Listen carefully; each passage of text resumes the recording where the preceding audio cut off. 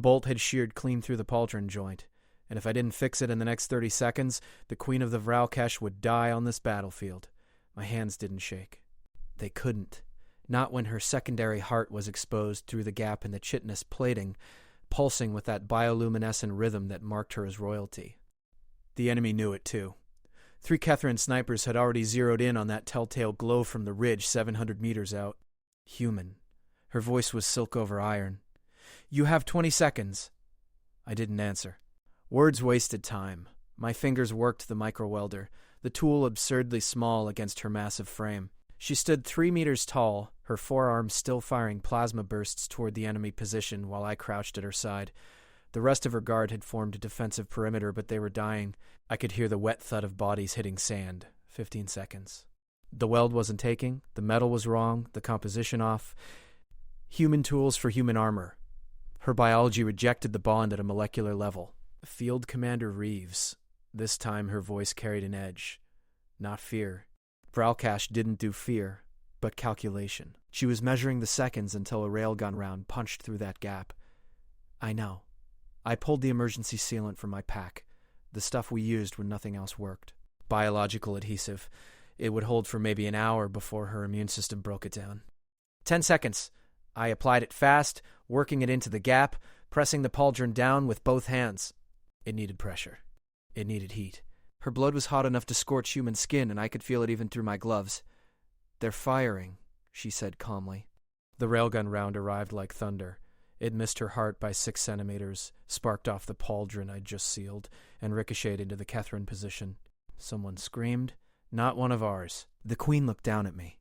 Her eyes were compound, multifaceted, capable of seeing in spectrums I couldn't imagine. When she leaned close, mandibles clicking softly, I thought she might be checking my work. Instead, she spoke a single word in the old tongue, the one her kind used before they learned human speech. Her guard went completely still. "Ma'am, whatever I'd just stepped into, protocol mattered now more than ever. You touched royal blood." A statement of fact. I looked at my gloves. They were smoking slightly where her blood had soaked through the sealant, purple mixed with red. The chemical reaction was eating through the fabric. The armor needed...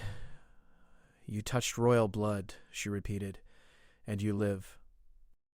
In Vralkesh culture, in their long history of warrior queens and dynastic succession, there were rules, ancient ones, unbreakable ones. Her guard commander stepped forward, all 4 of his arms raised in a gesture I'd seen only once before, during their coronation ceremony, when the new queen selected her consort. "No," I stood slowly, carefully. "Ma'am, I was repairing your armor. That's all. You placed your hands upon my secondary heart. You felt its rhythm. You synchronized your breathing to its pulse." Her head tilted, studying me with what might have been curiosity. "Did you not?"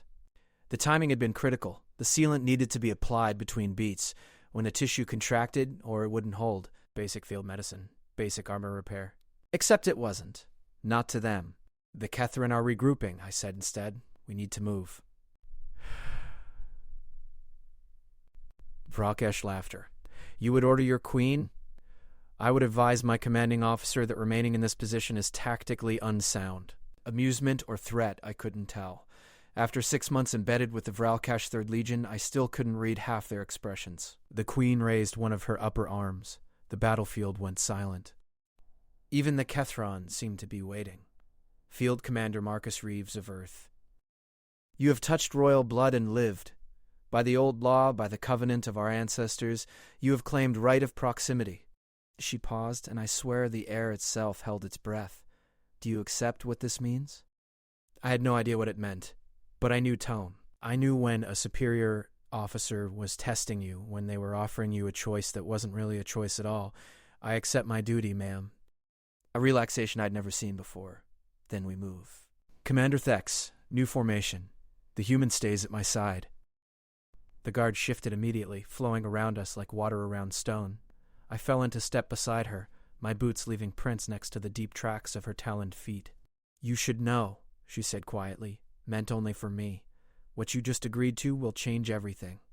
For the mission, for both our peoples." The Kethran opened fire again, and we ran toward the extraction point. I didn't know it then, but she was right. I'd fixed her armor in a moment of necessity, felt the rhythm of her heart beneath my palms, and bound myself to something older than the war we were fighting. The fate of two species shifted on that battlefield, measured in the space between heartbeats, sealed with purple blood and human determination. And it had only just begun. The extraction ship arrived in a storm of sand and plasma wash. I'd called it in 7 minutes ago, which meant command had scrambled at the moment we'd transmitted the emergency signal. The Vralkesh didn't abandon their queens. Not ever. And apparently now they weren't abandoning the human who'd touched her heart either.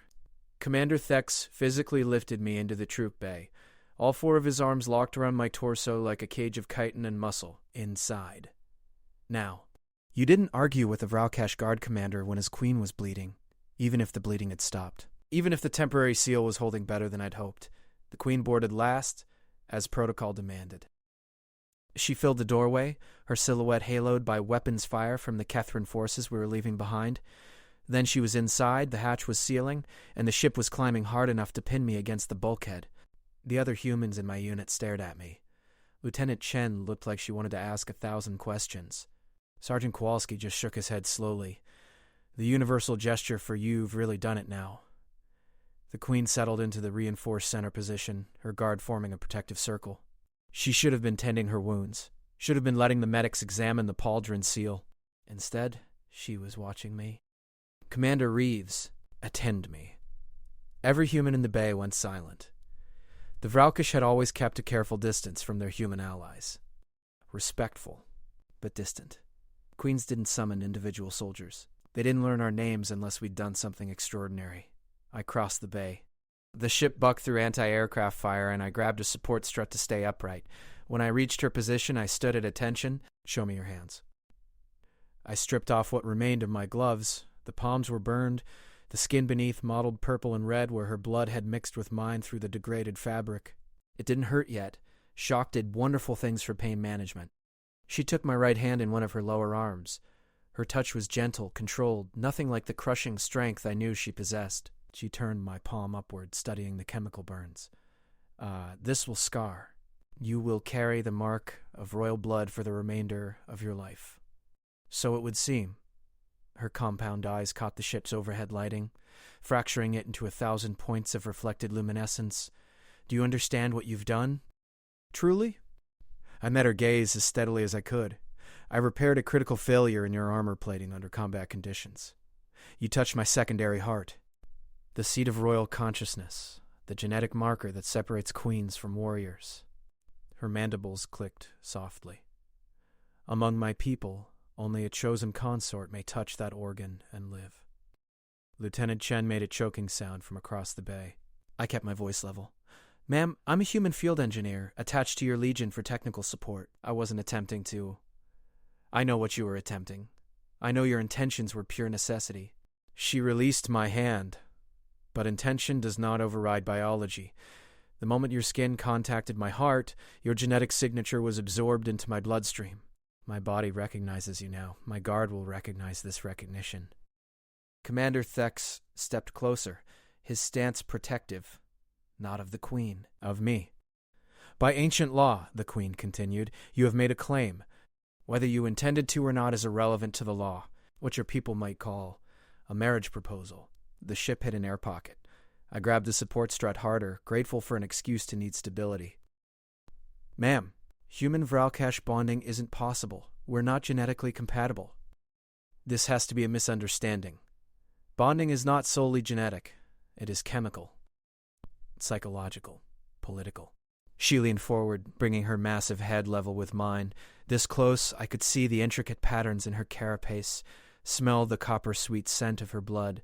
It is also extremely rare. In the last 1,000 years, only 3 outsiders have ever touched a queen's secondary heart and lived. All 3 changed the course of our history. I don't want to change history. I want to help win this war. Those may be the same thing. The ship broke atmosphere and the artificial gravity kicked in properly. My stomach settled, but my mind kept spinning. Lieutenant Chen approached cautiously. Sir? Permission to speak? The Queen made a gesture of allowance. With respect, ma'am, Commander Reeves is under Earth Military Command. We have regulations about this sort of thing. Your regulations concern me very little, Lieutenant. What concerns me is that your commander has triggered a constitutional crisis in the Vralkesh Empire. The Queen's upper arms crossed over her chest, a gesture of formality. By nightfall, every royal house will know that a human touched my heart. They will demand explanation. They will demand resolution. What kind of resolution? I asked. The traditional kind. You will stand before the Council of Queens. They will determine if your claim is legitimate or if you must be executed for desecration. Sergeant Kowalski swore quietly in Polish. There's a third option, I said. I refuse the claim. I state clearly, for the record, that I had no intention of bonding with anyone. I was performing my duty as a combat engineer. The Queen's mandibles went very still. You would refuse. If refusing means my squad doesn't get caught in a political nightmare, then yes, ma'am. The ship's engines hummed. Someone's equipment was rattling in the turbulence. Finally, she spoke. If you refuse the claim, I must declare you enemy. By law, you will have dishonored me. The penalty is death. If I accept, what happens? You stand trial before the council. If they judge you worthy, you become my consort, my equal in all political matters, my partner in all decisions of war and peace. And if they judge me unworthy, also death? Kowalski swore again, louder this time. I looked at my burned palms, at the purple staining my skin, at the Queen who had fought beside me, who had trusted me to repair her armor while railgun rounds tore through the air around us. How long do I have to decide? We reach the capital ship in 20 minutes. The council will convene immediately upon our arrival. Her head tilted slightly. I am sorry, Marcus Reeves. You saved my life. You did your duty admirably, and now duty demands I offer you an impossible choice. No. I straightened, squared my shoulders. You're offering me exactly one choice. The only choice that doesn't get my people dragged into a war crime investigation for my execution. You'll accept the claim? I'll tell them the truth, and I'll accept their judgment. I met her multifaceted gaze. But I need one thing from you. Name it. My people. They don't get caught in the fallout. Whatever happens to me, Earth's alliance with the Vralkesh holds. We're still fighting the same enemy. The Queen rose to her full height. In the confined space of the troop bay, she seemed to fill every available centimeter. When she spoke, her voice carried the weight of absolute authority. Hear me, all present. Whatever the Council decides regarding Field Commander Reeves, Earth's honor remains intact. This human acted to save his commanding officer. His actions were brave, necessary, and beyond reproach. She looked down at me. The alliance holds. You have my word as Queen. Lieutenant Chen saluted. So did Kowalski. So did every other human in the bay. The Queen extended one of her upper hands toward me. Then we face the council together. Prepare yourself, Marcus Reeves. You are about to witness the full weight of Vralkesh law, and possibly make history. Her grip was careful, controlled, warm with that internal heat that had burned through my gloves. The ship's engines changed pitch. We were approaching the capital vessel, approaching judgment. I'd fixed her armor in a moment of desperate necessity, and now I was bound to see it through, to whatever end the council decided. The capital ship was called the Endless Judgment, which I decided was either prophetic or deeply ironic. The docking bay could have swallowed a human aircraft carrier. Our extraction ship looked like a child's toy as it settled onto the landing platform. The Queen's personal guard had tripled in size. They'd been waiting at the dock, standing in perfect formation, their ceremonial armor polished to a mirror sheen. When the hatch opened, they moved as one organism, flowing up the ramp to surround their Queen. And me. Because apparently I came with the Queen now. Stay close, Commander Thex muttered as we disembarked. Do not speak unless directly addressed. Do not meet the eyes of any other royalty. Do not... The traditional rules do not apply. Ma'am, the council will expect me to present the human who touched my heart. That is what I will do. How I choose to present him is my prerogative. We walked through corridors that seemed designed for beings twice human scale. Everything was massive, ornate, carved from materials I didn't recognize. Other Valkays stopped and stared as we passed. Word had already spread. I could feel it in the way they looked at me, hear it in the rapid clicking of mandibles. A human. Touched the Queen. Lived. Lieutenant Chen and the rest of my unit had been escorted to separate quarters. I'd seen the worry in Chen's eyes as we separated. She knew how these things went. Diplomatic incidents got messy. People disappeared into political machinery. But I wasn't thinking about that. I was thinking about the Queen's secondary heart, still pulsing beneath the temporary seal I'd applied. Was thinking about how she'd synchronized her breathing with mine during the repair. How she'd known exactly what I was doing, had held perfectly still to let me work. She'd trusted me with her life. Now I had to trust her with mine. The council chambers were circular, rising in tiers like an amphitheater. 7 thrones occupied the highest level, each one carved from a different mineral that seemed to generate its own light. 6 of them were occupied. Queens, all of them, their carapaces marked with the complex patterns that denoted royal lineage. My queen took the 7th throne. I stood below her, at the center of the circle, exactly where Thex had positioned me. The eldest queen spoke first. Her carapace was pale, almost white with age, but her voice carried clearly. Queen Zira Zirith of the 3rd Legion. You bring a human before this council. I do, honored grandmother. You claim he touched your secondary heart. I state fact. Field Commander Marcus Reeves of Earth repaired my armor under combat conditions. In doing so, he made direct contact with my heart. The biological bond was initiated. He bears the marks. Zirith gestured toward me. Show them. I raised my hands. The burns had darkened, the purple staining deeper now. Several of the queens leaned forward to examine them. He lives, another queen observed. Her carapace was deep crimson, aggressive in its coloring. The bond did not reject him. The bond did not reject him, Ziraith confirmed. Has he accepted the claim? He has agreed to stand before this council and accept your judgment. The eldest queen's mandibles clicked slowly. Human, you understand what you have done? I repaired a critical armor failure, Your Majesty. I kept my voice steady, respectful. I did not intend to initiate any bonding protocols. I was performing my duty. Intent is irrelevant to biology, so I've been told. A younger queen, her carapace marked with geometric patterns, spoke up. He shows no deference, no fear. Either he is extraordinarily brave or extraordinarily foolish. He is human, Ziraith said quietly. They are often both. When she stood, the entire chamber seemed to hold its breath. She descended from the tiers slowly, each step deliberate. When she reached the floor level, she towered over me, easily a head taller than Ziraith. Give me your hand, human. She took it in one of her lower arms, her touch surprisingly gentle for someone so large.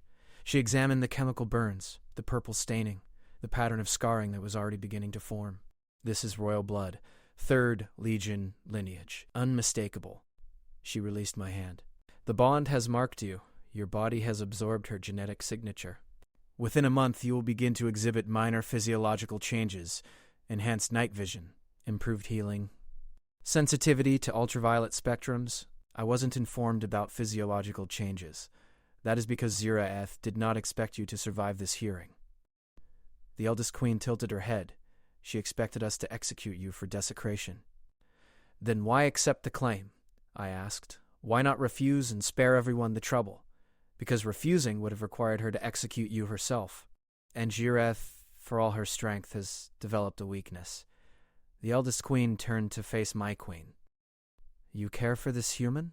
Not as a consort, not romantically, but as a warrior values another warrior who has saved her life. He performed his duty with skill and courage. He deserves better than execution for following orders. He deserves what the law demands. Nothing more, nothing less. The eldest queen returned to her throne. This council must determine if a human can truly bond with a Vralkash queen. The law is ancient, written when we believed ourselves alone in the universe. It does not account for other species. Then we must interpret the law, the spirit, not merely the letter. The spirit of the law, the eldest queen agreed, is to ensure that those who bond with royalty are worthy, strong, capable of standing as equals, capable of making decisions that affect entire populations. Her compound eyes fixed on me. Human. If we judge you worthy, if we allow this bond to proceed, you will become consort to a legion queen.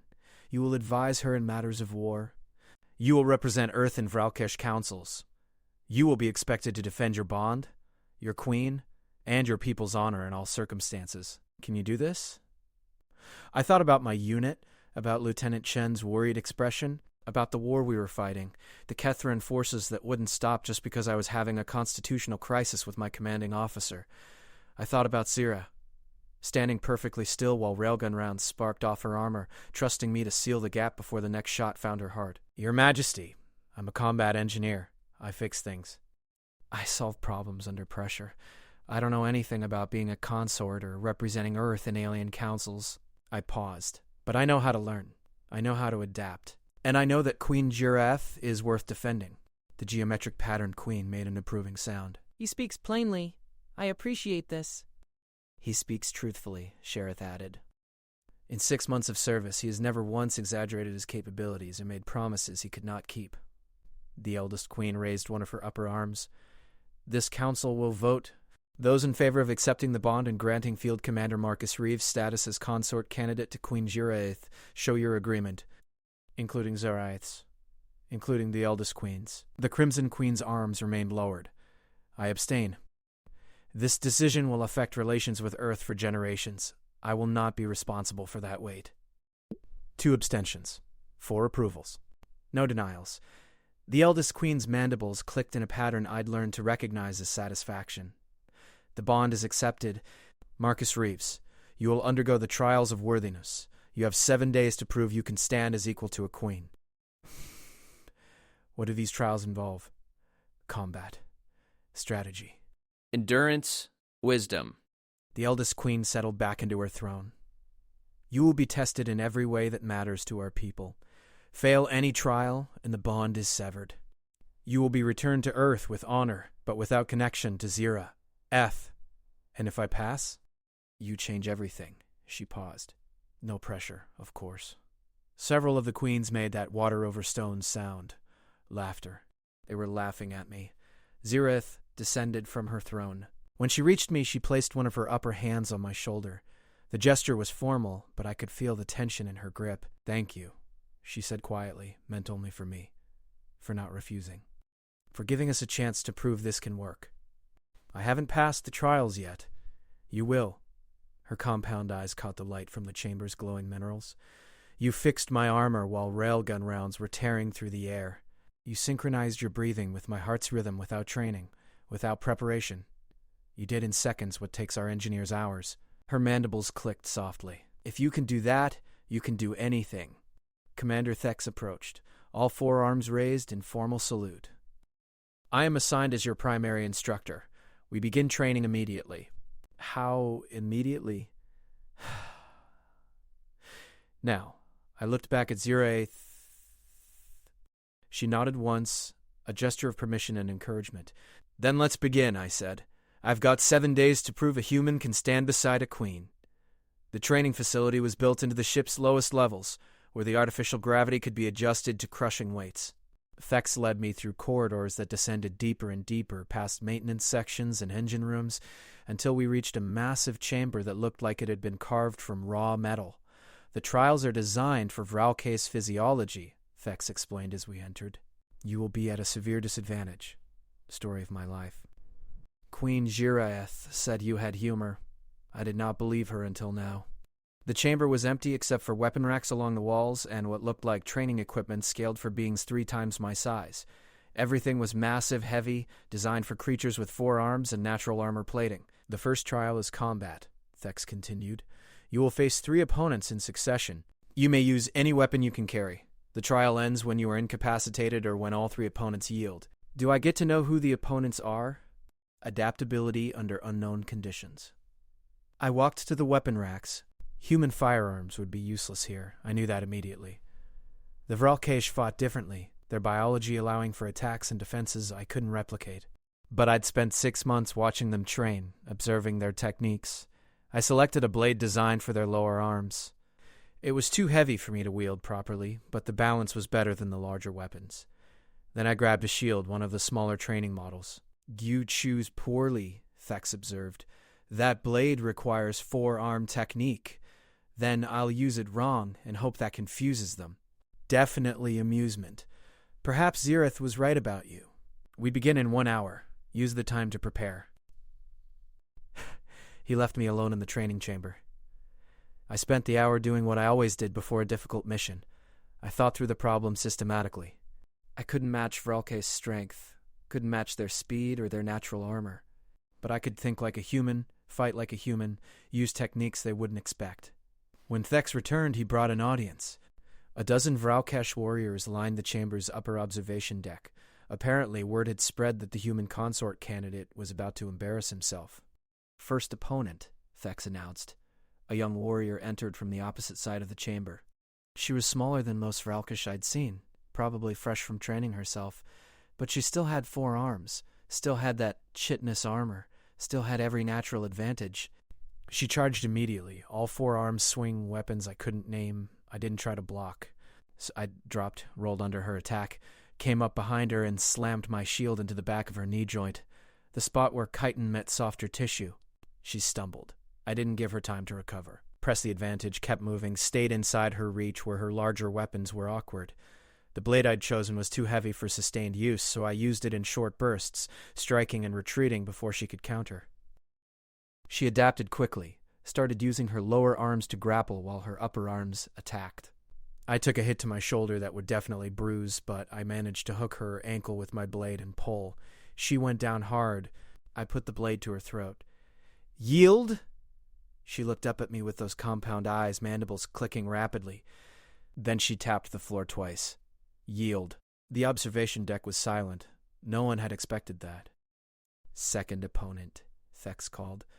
This one was larger, older, covered in scars that told stories of previous battles. He didn't charge.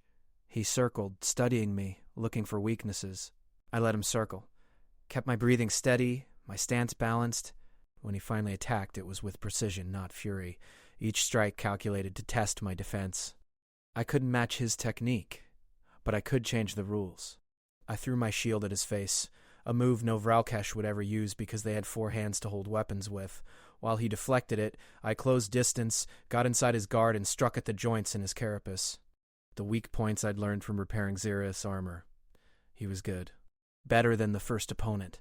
He caught me with 2 solid hits that sent me sprawling. But I'd learned something crucial. Vralkesh fought with honor, with established patterns. They didn't expect dirty tricks.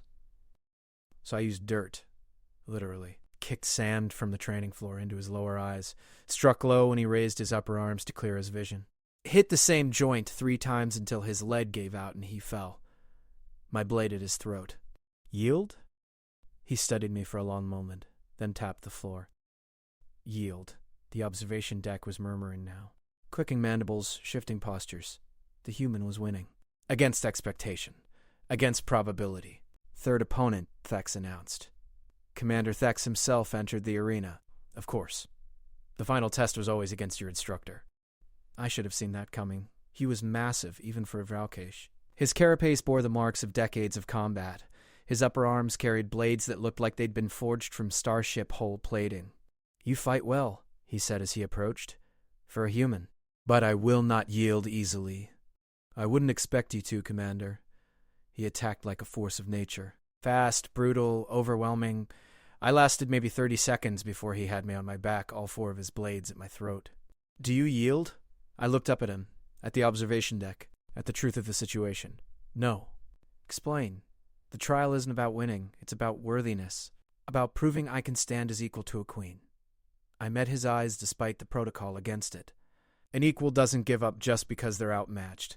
An equal finds another way. You have lost. Because I'm not yielding. For a long moment, nothing happened. Then Thex withdrew his blades and extended one of his lower hands to pull me upright. "You pass," he said simply. The observation deck erupted in clicking mandibles and stamping feet. Approval. They were showing approval. "I lost," I pointed out. "You lost the fight." But you won the trial.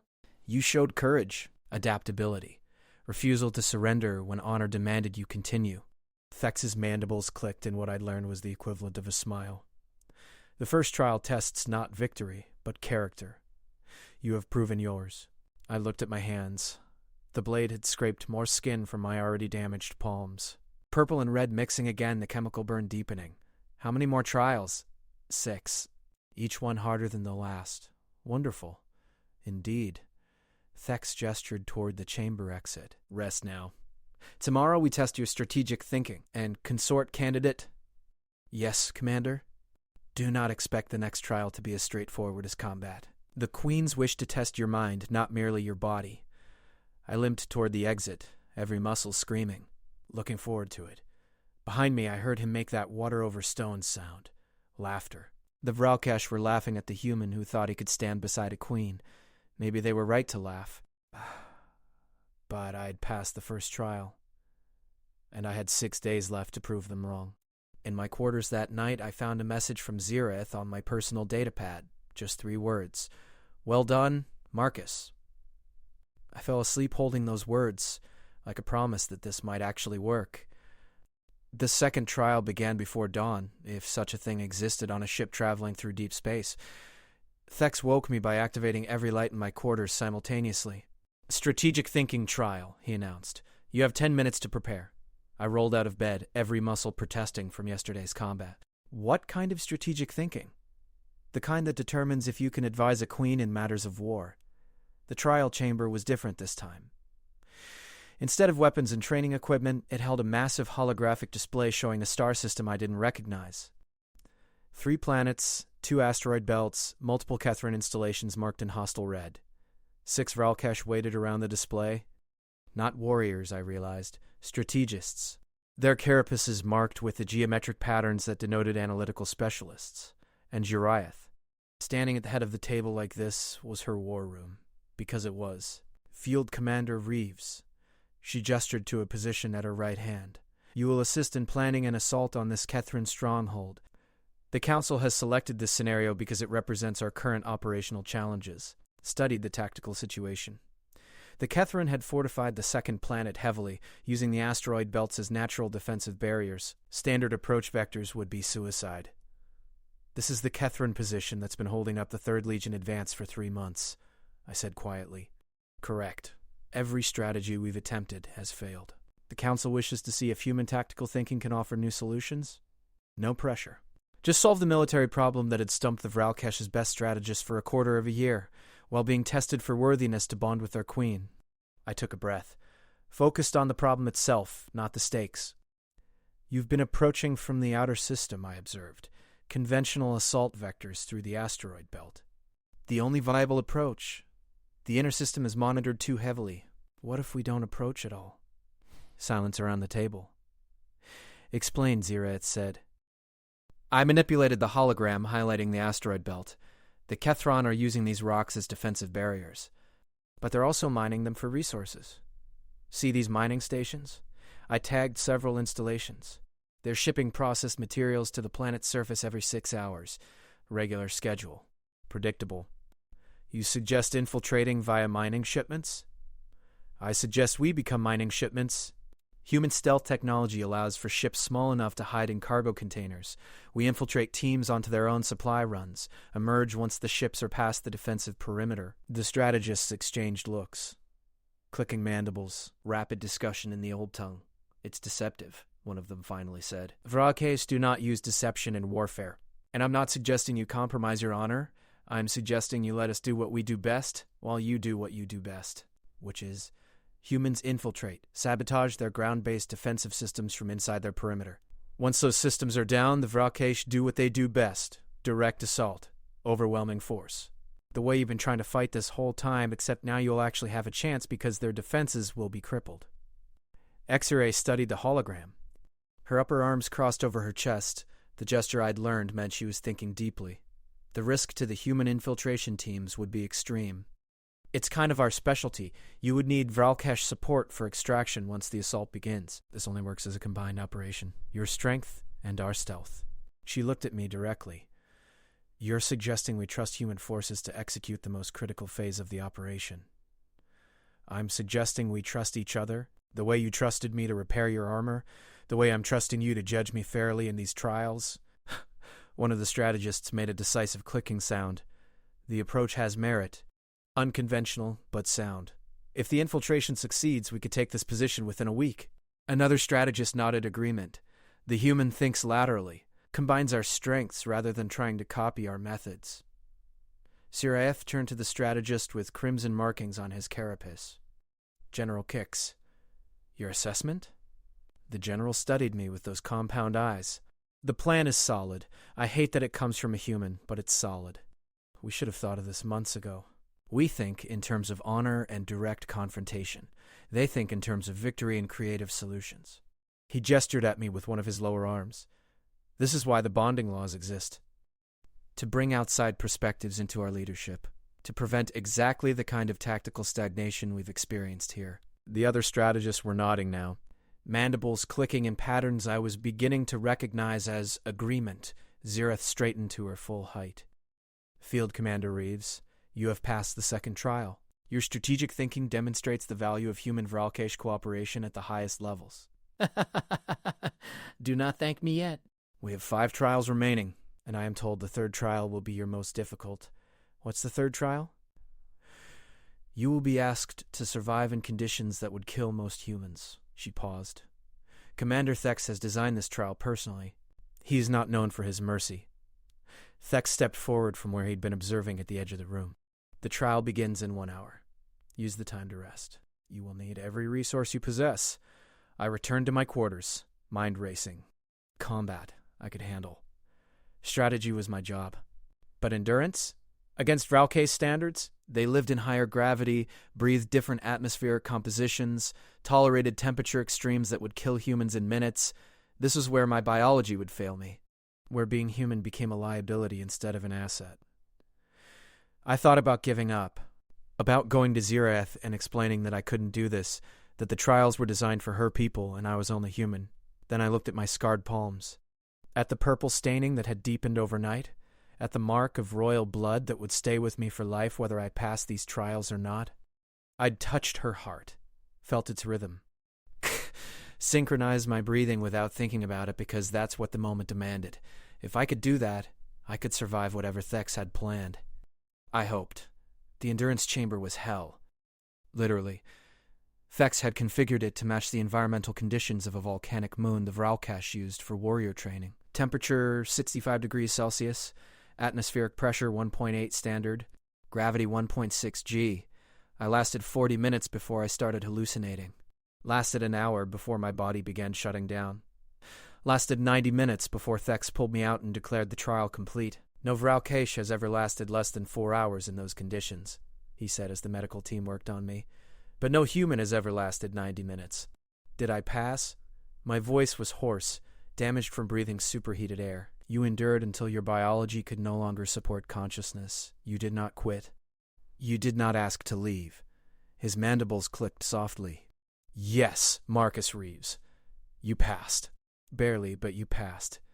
Cyratha was there when I woke in medicals. She sat beside my bed, one of her lower hands resting near mine, not touching. Just present. 4 more trials, she said quietly. 4 more trials, I agreed. You're going to make it. Against all probability, against all expectation, you're going to pass every test they put in front of you. You sound surprised. I am. I thought I would lose you to the first trial. Thought Thex would defeat you in combat, and that would be the end of this madness. She looked at our hands separated by centimeters. But you keep surprising me. Keep proving that humans are more than we believed. We're stubborn, I said, and apparently too dumb to quit when we should. That water over stones sound. Laughter. Rest now. Tomorrow brings the trial of wisdom. And Marcus? Yes. Thank you for trying. For enduring. For showing my people what humans are capable of. She left before I could respond, but her words stayed with me as I drifted back to sleep. 4 more trials. 4 more chances to prove a human could stand beside a queen. 4 more days until I changed everything or failed trying. The trial of wisdom wasn't a test I could prepare for. It wasn't combat or strategy or physical endurance. It was something worse. They brought me before the Council of Queens again, but this time the chamber was filled. Hundreds of Vralkesh packed the observation tiers. Warriors, strategists, civilians. Word had spread throughout the entire capital ship that a human was attempting the trials. The eldest queen spoke. Marcus Reeves, you have passed 3 trials. Combat, strategy, endurance. You have proven your body and your mind. Now we test your wisdom. She gestured to the center of the chamber. You will hear 3 scenarios. Each requires a decision. Each decision carries weight. Choose poorly, and you fail. A holographic display materialized. It showed a battlefield. Human and Vralkesh forces combined, fighting against Kethron positions. Standard operation, except for one detail. The Kethrin were using human prisoners as shields. First scenario, the eldest queen continued. You are commanding a joint operation. The Kethrin have taken human prisoners and placed them at the front of their defensive line. You can retreat, sparing the prisoners but losing tactical advantage. You can attack, potentially killing your own people to achieve victory, or you can negotiate, risking deception and delay. What do you choose? I studied the hologram, counted the prisoners, estimated the tactical situation, about every military ethics course I'd ever taken. I negotiate, I said finally, but not from weakness. I open communication while repositioning forces to flank their line. If negotiation succeeds, we save the prisoners without combat. If negotiation fails, or if they're stalling, we're already in position to strike from an angle that minimizes prisoner casualties. You risk deception. I guarantee deception. From us. We negotiate in good faith while preparing for bad faith from them. It's not honorable, but it saves lives while maintaining tactical flexibility.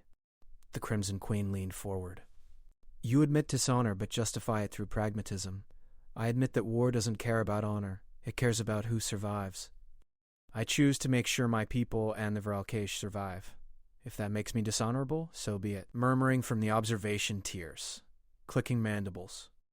I couldn't tell if it was approval or condemnation. Second scenario, the eldest queen said. The hologram changed. Now it showed a colony world. Vralkesh civilians. Thousands of them. And a single human ship in orbit, damaged, leaking radiation. The human ship is dying. Its reactor will breach in 10 minutes. If it falls to the planet's surface, the radiation will kill everyone in the colony below. You can destroy the ship now, killing the 200 humans aboard, but saving the colony. You can attempt evacuation, but you will not save everyone before the breach occurs. Or you can order the ship to self-destruct in space, but the explosion may still damage the colony. What do you choose? This one was harder. This one was impossible. I thought about Lieutenant Chen, about Kowalski, about every human I'd served with, about the Vralkesh civilians who'd done nothing to deserve radiation death. I attempt evacuation, I said. I use every ship available. I get as many humans off that vessel as possible in the time we have. And when we're out of time, I order the damaged ship to climb. To use whatever maneuvering power it has left to gain altitude before the reactor breaches. You cannot save everyone. No. But I can try. And I can make sure that when I fail having done everything possible. Some of the humans will die. Maybe some of the colony will die from the explosion. But more will live than if I made the easy choice. The easy choice would save more lives with certainty. The easy choice would make me a murderer. I'd be executing 200 people to save thousands. Maybe that's the math that makes sense. Maybe that's what wisdom demands. But I can't do it. I won't do it. I met the eldest queen's eyes. If that means I fail this trial, then I fail. Complete, absolute silence in the chamber. Then Giraeth stood. He passes. The trial is not complete, the eldest queen objected. The trial is complete. He has shown wisdom, not the wisdom of calculation or cold mathematics, the wisdom of understanding that some choices cannot be made, even when they are logical, the wisdom of knowing his own limitations and accepting the consequences. Zirasareth's voice carried absolute certainty. A consort must know when to advise action and when to advise restraint, when to accept sacrifice and when to refuse it. He has shown this understanding. The other queens looked at each other, mandibles clicking. Finally, the eldest queen nodded. Queen Ziraeth speaks truth. This human understands the weight of command. He pauses before. But there was to be a third scenario. Then present it, I said. I'm not asking for special treatment. Third scenario. The hologram changed one final time. It showed Ziraeth and me, standing together, and a choice written in the old tongue that I couldn't read, but Ziraeth clearly could. Her mandibles went completely still. No, she said, not this scenario. You do not control the trials, Queen Ziraeth. This scenario was approved by council vote. What does it say? I asked. The eldest queen translated. You are bonded as consort to Queen Ziraeth. War breaks out between Earth and the Vralkesh Empire. You must choose a side, your birth species or your bonded people. Choose Earth, and you abandon your queen. Choose the Vralkesh, and you betray your species. Choose neither, and you fail both. She tilted her head. What do you choose, Marcus Reeves? I looked at Zeroth, at the queen I'd saved, the queen who'd brought me before the council and defended my worthiness at every turn. I refused the scenario. Refusal is not an option. Because that scenario will never happen. It can't happen. Explain. If war breaks out between Earth and the Vralkesh, it won't be because of irreconcilable differences. It'll be because something went catastrophically wrong. Diplomacy failed. Leadership failed. And if I'm advising Vralkesh leadership, then preventing that war becomes my primary duty. I straightened. I choose to make sure the scenario never occurs. I choose to build a peace so strong that Earth and the Vralkesh never have reason to fight. That is not an answer to the question. It's the only answer I have. You want wisdom? Here's wisdom. Some scenarios don't deserve answers. They deserve prevention. The chamber erupted. Clicking mandibles, stamping feet, voices raised in the old tongue. I couldn't tell if I'd just spectacularly failed or somehow passed. Zeroth descended from her throne, walked across the chamber floor until she stood directly in front of me. You choose peace, she said quietly. I choose to make war obsolete. Between our peoples, at least. She extended one of her upper hands. I took it. Her grip was warm, careful, controlled. He passes, she announced to the chamber. The trial of wisdom tests not the ability to make impossible choices, but the wisdom to recognize which choices should never be necessary. Marcus Reeves has demonstrated this wisdom. The eldest queen stood. The council accepts Queen Zeroth's judgment. 4 trials complete. 3 remain. She looked at me with those compound eyes. You are halfway to changing history, human. Do not fail now. Not after coming this far. 3 more trials. 3 more days. 3 more chances to prove that a human could stand beside a queen and maybe, just maybe, build something better than war between our peoples. The 5th trial was politics, and it nearly destroyed me. They locked me in a room with representatives from 7 different Vralkesh royal houses. Each one had grievances about the human Vralkesh alliance. Each one wanted concessions, advantages, special treatment. Each one viewed me as either a useful tool or a dangerous precedent. The human consort sets bad example, declared Representative Corix, his carapace marked with the deep blue of the southern houses. Already young warriors speak of bonding with other species, of abandoning tradition. 3 months ago, Vralkesh and humans barely coordinated military operations. Now we plan joint strategies. That's not abandoning tradition, that's building new ones. You speak well, Representative Thrix observed. Her carapace bore the silver markings of the scholar houses. But words are easy. Governance is hard. Tell me, human, what happens when your interests and Zeroth's interests conflict? When Earth's needs oppose the Empire's needs? We find compromise the same way any bonded pair would handle disagreement. You make it sound simple. It's not simple, but it's necessary. They questioned me for 6 hours, probed every angle, every potential conflict, every way the bonding could fail or cause political chaos. I answered as honestly as I could, knowing that dishonesty would fail me faster than ignorance. When it ended, Zeroth herself delivered the verdict. He passes. He understands that politics is the art of building bridges, not walls. He will serve the Empire well. 2 trials left. The 6th trial was cultural knowledge, and I spent 18 hours studying Vralkesh history, art, philosophy, religious practices. Trying to cram 1,000 years of culture into a human brain that was already exhausted from 5 days of trials. When they tested me, I got maybe half the questions right. But I got the important ones right. The ones about honor, about the relationship between queens and their people, about why the bonding laws existed in the first place. You pass, the examiner said, sounding almost disappointed. Your knowledge is incomplete, but your understanding is sound. You grasp what matters? The 7th trial. The final test. They wouldn't tell me what it was. Thex refused to discuss it. Zeroth looked troubled every time I asked. Even the other trial candidates I'd met in passing would only say that the 7th trial was different, that it tested something the other 6 couldn't measure. I slept poorly the night before. Kept thinking about everything I'd endured. The combat? The volcanic hell of the endurance chamber. The impossible scenarios and political interrogations and cultural examination. All of it leading to this final test. When morning came, Thax arrived at my quarters alone. The 7th trial begins now, he said. Come with me. Didn't head toward any of the trial chambers. Instead, we went to the observation deck, the one that looked out into deep space. Ziraeth was waiting there, alone. No council, no observers, just her standing at the window, watching the stars. "Leave us, Commander Thex." He bowed and departed. I approached Ziraeth slowly, uncertain. "The seventh trial," she said without turning, "is trust." What do I have to do? Nothing. That is the test. The seventh trial has no task, no challenge, no competition. It simply asks, do I trust you? And do you trust me? She turned to face me. The other 6 trials tested your capabilities. This one tests the bond itself.